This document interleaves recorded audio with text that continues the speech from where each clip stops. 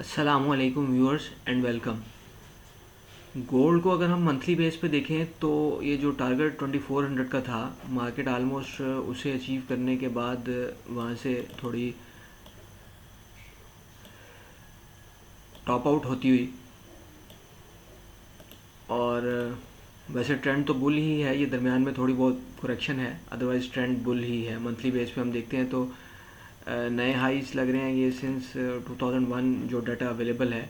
वैसे इसमें बहुत पहले के 70s के डाटे में जाए तो ये उससे भी, इस प्राइस से भी ऊपर प्राइस रही है इसकी। वीकली बेस पे देखें तो ये रेजिस्टेंस एरियाज थे, इनको क्रॉस करने के बाद अच्छी खासी बुल मूव, और मार्केट ने बहुत सुकून के साथ इस एरिया में 2000 के एरिया में बायर्स को इनिशिएट करवाते हुए, अब लास्ट वीक में जो था वो इनसाइड कैंडल बनी थी, जो कि इनडिसाइसिव कैंडल होती है।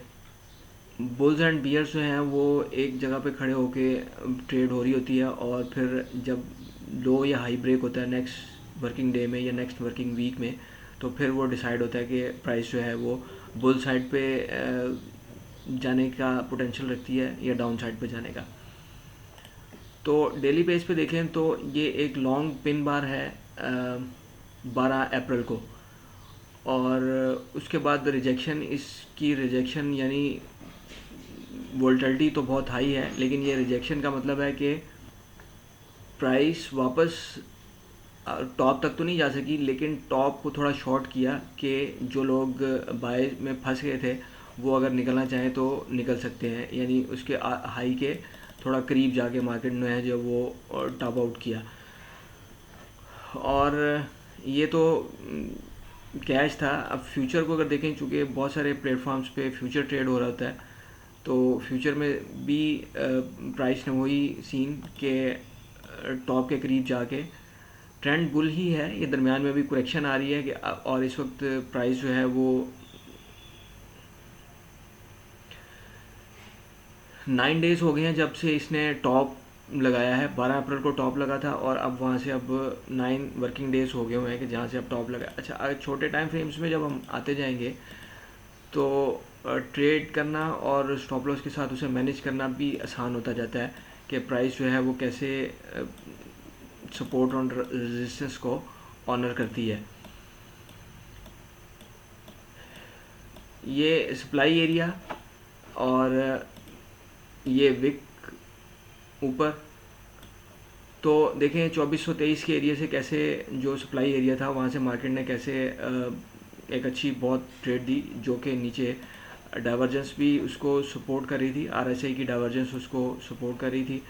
और इसको ज़रा अगर नुमायाँ करके देखेंगे तो देखें प्राइस में नया हाई लग रहा है। नया हाई तो नहीं खैर, लेकिन ये प्राइस यानी अपने हाई के करीब जा रही है, लेकिन आरएसआई जो है वो वहाँ पर उससे नहीं पहुँचा जा रहा। तो 1 आवर में भी हम देखते हैं तो स्टॉप लॉस और भी छोटा हो जाता है, ट्रेड करनी आसान हो जाती है, और इसी तरह इससे फिर छोटे टाइम फ्रेम में आते जाएंगे तो ट्रेड करना कंपैरेटिवली आसान हो जाता है अपने स्टॉप लॉस को मैनेज करते हुए। अब ये 5 मिनट्स के ग्राफ में देखें तो ये एक चैनल बना, और चैनल के ब्रेकडाउन के बाद within no time price ने जो है वो 2346 से 2300, ऑलमोस्ट 2300 का लो, 2308 का लो लगा दिया। और ये ग्लोबेक्स ओपनिंग के टाइम पे है।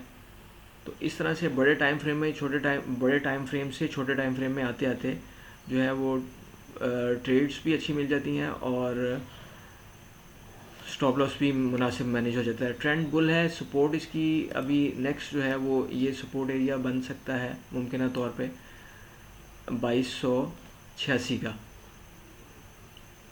यहाँ पे प्राइस एक्शन के हिसाब से अगर कोई ट्रेड आती है तो वो इनिशिएट की जा सकती है। तो viewers, thank you for watching the video. ये सीखने की चीज़ें हैं कि कहाँ पे बाय और कहाँ पे सेल की जाए मनी मैनेजमेंट के साथ, और क्या स्टॉप लॉस रखा जाए। तो ट्रेड जो है वो स्टॉप लॉस के साथ होनी चाहिए। स्टॉप के बगैर ट्रेड करना फाइनेंशियल सुसाइड के मुतरादिफ है। Thank you very much.